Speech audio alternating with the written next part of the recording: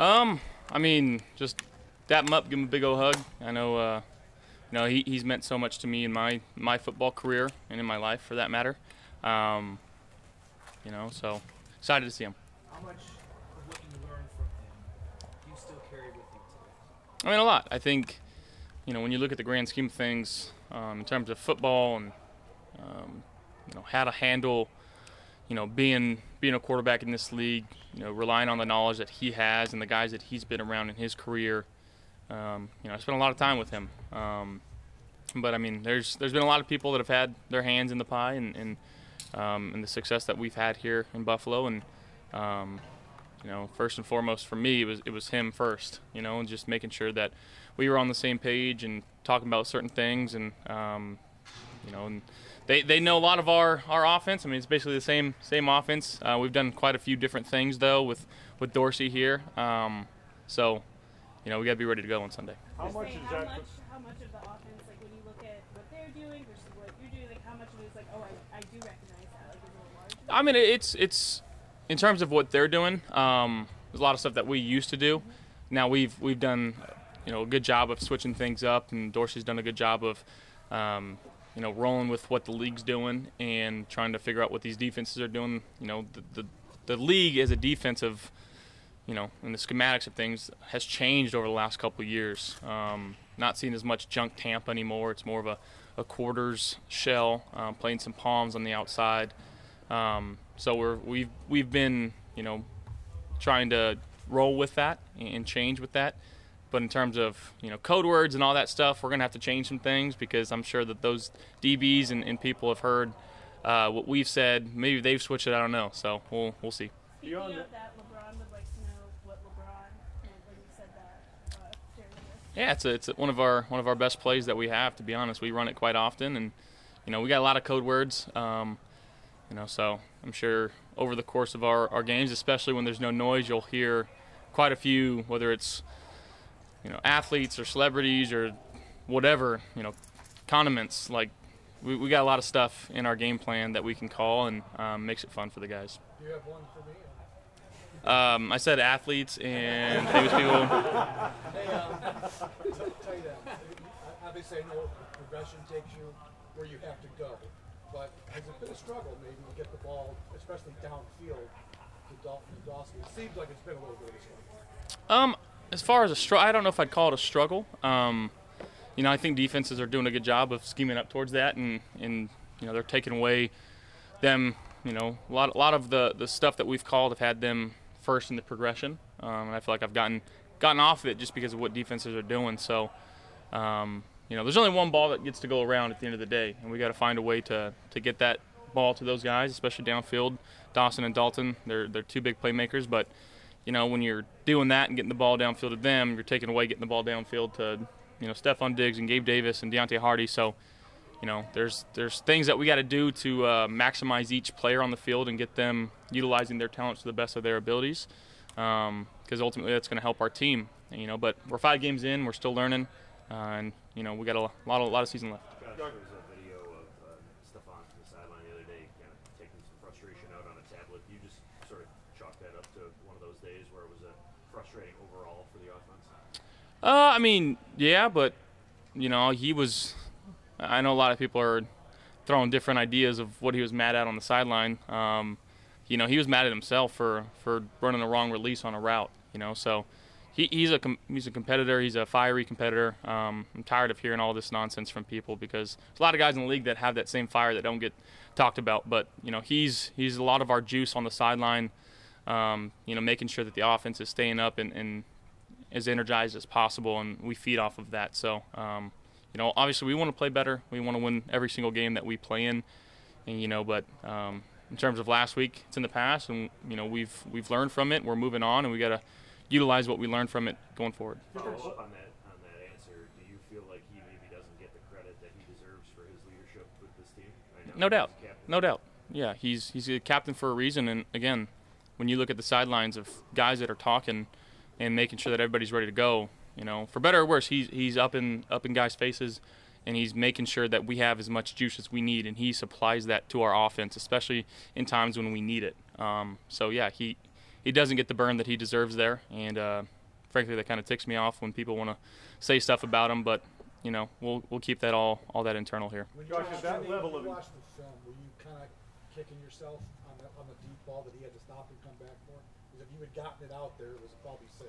Yeah, I mean that's you know, it's a long throw. It's a long throw, and you know, people aren't going to see. You know, Josh Allen actually got his hand on the ball and forced the ball to get out of my hand. So I spent, you know, that half second trying to refine the laces. You know, sometimes those guys make good plays too. You know, they get paid, and that safety got himself in a position to make a good play. And I think 9 times out of 10, Steph comes down with that, and that was the one time that he doesn't. About the one where he got wide open. Oh. I'm not talking about that, but that was a long yeah. throw. The other one was it looked like it was about a 50-yarder, which you could handle. He had to kind of stop it. Yeah. I mean, that was more so reading safety, and he was kind of in a position where I thought maybe he could take both, and he actually took the tight end. So I just kind of, those are one of those things like, don't overthrow him here. You know, he's so wide open, don't overthrow him. Obviously, you'd love to, in a perfect world, put it out in front and let him go run under it and go score a touchdown, but fortunately it didn't happen. Josh, when you're in a situation where it's going well, everybody talks about pace and energy and rhythm and those things, and then for whatever reason it didn't start out that way. Is that something you're conscious of, and how does that change? Does it change in play calling, how quickly you get the guys to the line of scrimmage, or is it just success that builds on that rhythm? Yeah, I think it's an effort from everybody on the field. You know, we're an offense where whatever Dorsey calls, we should go out there and execute, no matter what it is, if it's a run or a pass. And you know, it starts with me. So I got to be better. We got to be better. You know, finding ways to move the ball and get ourselves into that rhythm when maybe things aren't going all that well. And yeah, I mean, again, we'll learn from it, and we're moving on. Josh, I just wanted to go back to what you said about Steph's reaction in a more general sense. You kind of said the same thing about Miami last year when Ken took out some frustration on the tablet at the end of it.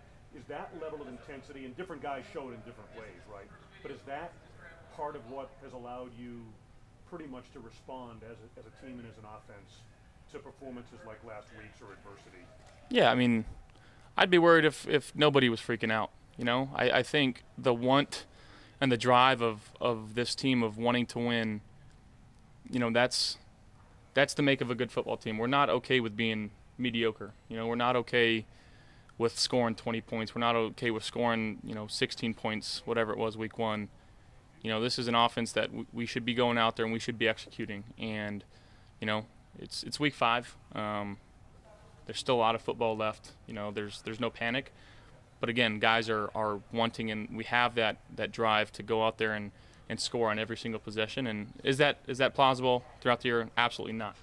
But making sure that we're not doing the mental mistakes. And again, those guys on the other side of the ball, they get paid to make plays too, and they're going to make plays, and that's going to happen.